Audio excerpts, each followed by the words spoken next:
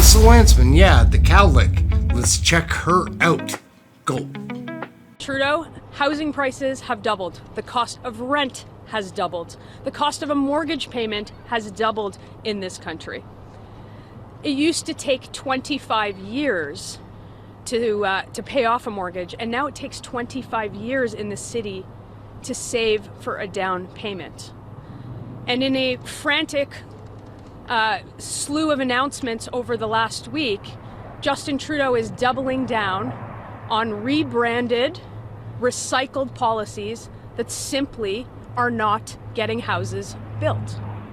We saw also from the CMHC, the Prime Minister's own housing authority, say that housing starts will be lower this year than they were last year, then they will be lower in 2026 than they were in 2021, and that affordability will be out of reach and that rents will continue to go up. We have a crisis in this country, and a bunch of recycled, rebranded announcements aren't going to fix the problem that Justin Trudeau created. Housing prices have doubled, and we see more of the same. Expensive photo ops from the Prime Minister, and a slew of announcements that are exactly the same that got us into this mess. I'm happy to take a question from about this. Do the Conservatives agree that more diverse housing solutions like vortexes or building central density in residential neighborhoods is a solution to this housing crisis? Look, Conservatives have a plan that we are going to tie federal funding to municipalities, increasing their approvals by 15%. Those who do it will get a bonus, a building bonus. Those who do not will get fined. And however they do, whatever housing units that they put forward, we just want to see houses built. And we've got a plan to actually build in terms of results, in terms of actual places that people can live in. So we're fine with municipalities and provinces making decisions about the kinds of housing for their own communities. We just want to see more approvals and less gatekeepers in the way. Hi, Noah Jarvis from North. The Jewish community in Canada for years have been calling for the moving of Canada's embassy in Israel to Jerusalem. I believe that you've been unequivocal about that in the past. So under a Conservative government, under a Pierre Poilievre government, would you guys commit to moving Canada's embassy in Israel to Jerusalem? Look, I would say that the Jewish community today has a big problem in this country with anti-Semitism, with violence in their streets, with violence in the neighborhoods. Our country has a long-standing position when it comes to our relationship with our friend and ally. And we want to see that violence, certainly in the region, stop. We want to see the hostages returned.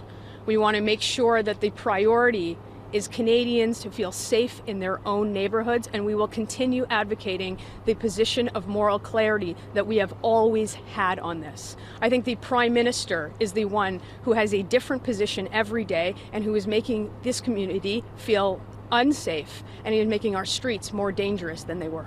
Yes. Would the Conservative Party welcome Anthony Housefeather? Has anybody spoken to him? Well, look, I think that that decision lies with Anthony Housefather in terms of what he wants to do. But I think he's been very clear that he doesn't feel like there is a place for him in his party. We saw the motion debated in the House that he had voted against, that he wasn't even told about, that has inflamed the situation in this country, handing a victory to Hamas, not calling for the release of hostages. I think that's a decision for Anthony Housefather, and certainly I think he would find a more welcoming position of the long-standing Conservative position on this issue and many others that he seems to be voting against his Prime Minister.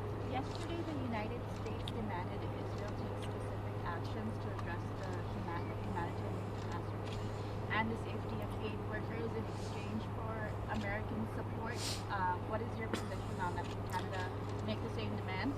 Look, Canada has a long-standing position that I think has been thrown out the window by this government, and depending on what day you ask the government what their position is, it changes. Our position is clear, that we want to see the violence stop, that we want to see Hamas surrender, drop their weapons, and return the hostages, that we want to see a negotiated two-state solution that is negotiated by the two parties. That was always the consensus position in Canada. That is not the consensus position of Justin Trudeau and his government, who are inflaming the situations by bringing motions to the House of Commons. We will continue to have our long-standing Canadian position, one that is very clear and one that Justin Trudeau simply can't make a decision on. I was curious to get your stance on gatekeeping and just stopping gatekeeping from developing housing. I was curious about your thoughts around Doug Ford's stance to not allow floor prices in single-family residential areas. Is that gatekeeping in your view? Well, look, we've seen the price of a home double. We've seen the price of rents double. We've seen the price of a mortgage payment double, and we need solutions that are actually going to get housing built. The Housing Accelerator Fund that the government has put forward hasn't built a single home. They've said so themselves. The CMHC says affordability is getting worse and not better. We want to see housing actually being built. So that's why Conservatives have put forward a plan that is going to encourage and frankly reward municipalities that get at least 15% more housing built and penalize the ones that don't. How they do it is simply up to them. We want those gatekeepers out of the way, and we want houses built so the Canadians can have homes that they can afford. Oh, we're just going to do one question. We're going to do one question per outlet. Anyone else? Thanks very much, guys. Hey folks, what's up? Aaron here at Question Period Canada. I'm a voter just like you. Well, maybe not just like you, but similar. I'm interested in Canadian politics all of a sudden because of how tough financially times have become recently. What is going on? How did we get here? Since 2019, it's been downhill. So I started this YouTube channel about Canadian politics, federal politics, things that happen in the Senate and in Parliament. It's important. A crucial part of identifying any situation is getting to know the power players. I know they're all politicians, so they're all clowns. Doesn't matter to me which caucus you're loyal to. I'm interested in your character, and we're going to be learning about the politicians and their characters right here in this segment. You can decide for yourself whether it's a clown or a power player. Let's meet one now.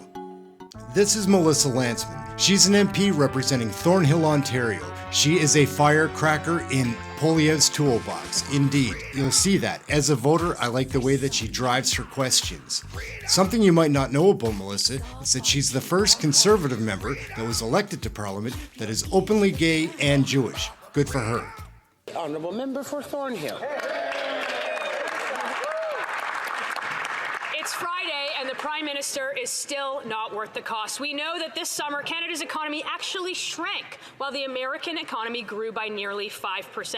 All because of higher government spending, which leads to higher interest rates and higher inflation. Canadians are getting poorer, and no amount of rattling off statistics is going to change that fact. When will this government finally commit to balancing the budget and axing the tax so that Canadians can afford to eat, heat, and house themselves? That's a tame version of Melissa Lantsman. Let's see her when she's getting fired up asking a question. The honourable member from Thornhill. It certainly doesn't help the people in Newmarket, in Aurora, in Richmond Hill, in Woodbridge, in Markham, in Stouffville, or in North York. All of these communities got sold out by their Liberal MPs, and they can't even tell people why. They had a choice to stand with their communities, and instead they stood with the Prime Minister, and now they're hiding and hoping that everybody forgets. If these MPs won't listen to their constituents, won't advocate for them in the House of Commons, and won't even stand to defend their vote, then what are they even doing here?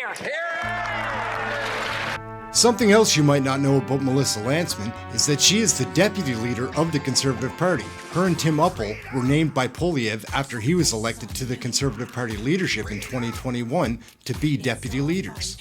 Let's see another reason that Poilievre would put her in such a powerful position. Here's another Melissa Lantsman question. Thornhill. Mr. Speaker, he should take some lessons from this side. The story changes every every single time he is asked. He should admit that Canadians got robbed blind with this deal. The Prime Minister even told his backbench to keep this all a secret and talk out the clock so they don't have to release documents. There's no reason to do that unless they're hiding something. Yes. So we want to know what's in this deal, why he spent $15 billion to ship Canadian jobs overseas and pretend that after 8 years they care about labor in this country. Why so secret? What are they hiding? It seems to me, as a voter, that Melissa Lantsman's stock is on the rise. She lights up the House of Commons on a regular basis. People pay attention when she speaks. That wraps up our introduction to Melissa Lantsman, everybody. As voters, we need to get to know the members of Parliament, right? So that's what we'll be doing here, bringing you the members of Parliament. Brief introductions. I'm Aaron, Question Period Canada, having fun with Canadian politics all the time. Like and subscribe. We'll catch you next video. Thank you so much for watching.